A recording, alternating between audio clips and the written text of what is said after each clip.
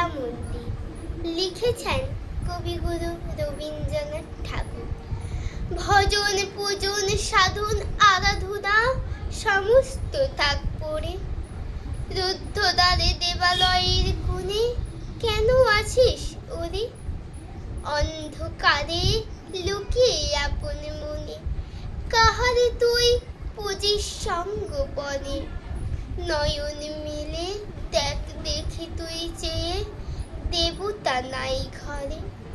তিনি গেছেন যেথায় মাটি ভেঙে করছে চাষা চাষ, পাথর ভেঙে কাটছে যেথায় পথ কাটছে 12 মাস। রোদ্রে জলে আছেন সবার সাথে, ধুলা তাহার লেগেছে 2 হাতে।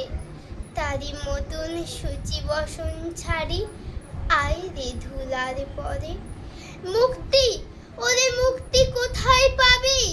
মুক্তি কোথায় আছে? আপনি প্রভু সৃষ্টি বাঁধন পরে বাঁধা সবার কাছে। রাখো রে ধ্যান, থাক রে ফুলের ডালি, ছিড়ুক বস্ত্র লাগুক ধুলাবালি।